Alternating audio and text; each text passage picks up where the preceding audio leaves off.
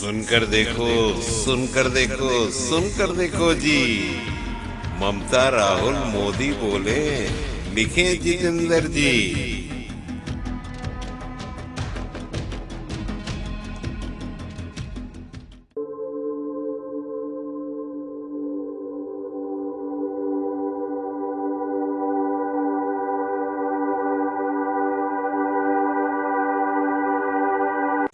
12 नवंबर से 5 दिसंबर के बीच में इस देश में, गुजरात में, हिमाचल प्रदेश में, दिल्ली के नगर निगम में और 7 उपचुनावों में वोटिंग हुई। वोटिंग के नतीजे आने के बाद एक बात तो साफ है कि चुनाव के पहले भारतीय जनता पार्टी की सत्ता दिल्ली के एमसीडी पर थी, गुजरात में थी और हिमाचल में थी। भारतीय जनता पार्टी हिमाचल हार गई, दिल्ली नगर निगम हार गई, 7 उपचुनावों में से 5 उपचुनाव हार गई और एक गुजरात जरूर जीता। तो हार और जीत का जो रेशियो है वो 3:1 का है। हारी है उपचुनाव हिमाचल और दिल्ली एमसीडी, जीती है गुजरात। गुजरात की प्रचंड जीत है, बिल्कुल प्रचंड जीत है, उसकी बधाई देते हैं। लेकिन क्योंकि गुजरात की जीत का सेहरा मोदी जी के सिर पर बांधा जा रहा है, तो यह भी बोला जाएगा कि गुजरात में चुनाव जीतने के बावजूद भी स्थिति जस की तस है। 40 लाख लोग बेरोजगार हैं, 1.5 लाख परिवार गरीबी की सीमा रेखा के नीचे हैं, 22 पेपर लीक हुए हैं, 150 लोगों की मौत का कारण क्या था मोरबी में, कौन गुनहगार है, ये किसी को पता ही नहीं है। महंगाई से लोग जूझ रहे हैं, बेरोजगारी से लोग जूझ रहे हैं, वो स्थिति जस की तस बनी हुई है। पर क्योंकि सेहरा मोदी जी को बांधा जा रहा है, ये सवाल पूछे जाएंगे। खैर, अब आते हैं हिमाचल पर। देवभूमि की देवतुल्य जनता ने हमको अपना आशीर्वाद दिया है, 40 सीटों से बढ़िया बहुमत हासिल किया है। भाजपा की सिर्फ 18 सीटें ही नहीं कम हुई हैं, 6% वोट में भी गिरावट आई है। हमने तो खैर चुनाव मूल मुद्दों पर लड़ा था, चाहे वो पुरानी पेंशन स्कीम हो, अग्निवीर की खिलाफत हो, सेब बागानों की बात हो और बेरोजगारी से जूझते लोगों को राहत देने की बात हो। लेकिन सवाल यह जरूर बनता है कि हिमाचल का चुनाव भी मोदी जी ने अपने ही चेहरे पर वोट मांगा था, अपनी आत्मीयता बताते थे हिमाचल से, तो ठीकरा उनके सर पे क्यों नहीं फोड़ा जा रहा है? और तो और भाजपा के राष्ट्रीय अध्यक्ष श्री जेपी नड्डा जी का तो ये गृह राज्य क्षेत्र है, उन्होंने बड़ी मनमानी से इधर उधर टिकट बांटे थे। तो जीत का सेहरा गुजरात में मोदी जी पर, यहां पर ठीकरा फोड़ा जाएगा किसी छोटे नेता पर। खैर, कोई बात नहीं। अब बात करते हैं इस चुनाव में आम आदमी पार्टी की भूमिका की।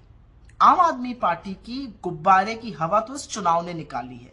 अरविंद केजरीवाल जी भविष्यवाणी करने वाले ज्ञाता बन गए थे, अखबार पे, पेपर पे लिख कर देते थे कितनी सीटें आएंगी। 90 का दावा किया था गुजरात में, 5 पर आ गए। और तो और बात करते थे हिमाचल में सरकार बनाने की, 0 वोट शेयर और 0 सीटें आई हैं। तो कोई पूछे अरविंद केजरीवाल जी से, आपने पहाड़ से पलायन क्यों किया और आप क्या सोच के गुजरात लड़ने गए थे? आप हर उस जगह क्यों जाते हैं जहां पर आप सेंध उन वोटों को मारते हैं जिसके कारण भाजपा की जीत सुनिश्चित हो जाए? खैर, ये उनका अपना मसला है और उनको अंततोगत्वा इस देश को बताना पड़ेगा कि उनकी विचारधारा क्या है। वो क्यों बलात्कारियों की रिहाई पर चुप हो जाते हैं, वो क्यों ड्रग्स पे चुप रहते हैं, वो क्यों दंगों पर चुप रहते हैं, वो क्यों बुलडोजर चलने पर चुप रहते हैं, लोग पूछना चाहते हैं। और दिल्ली की जनता ने आपको एक बहुत बड़ा सबक सिखाया। ऐसे वैसे नहीं जिताया दिल्ली की जनता ने, दिल्ली की जनता ने आपको इसलिए जिताया है क्योंकि आप एक क्षेत्रीय दल है। आप अपनी जिम्मेदारी का निर्वाह अच्छी तरह से दिल्ली में कर पाइए, इसलिए दिल्ली की जनता ने जिताया है, क्योंकि आपकी आदत है दोषारोपण करने की और इधर उधर की बातें करने की। खैर, जो उपचुनाव हुए उसमें से 2 को छोड़कर 5 उपचुनाव भारतीय जनता पार्टी हार गई।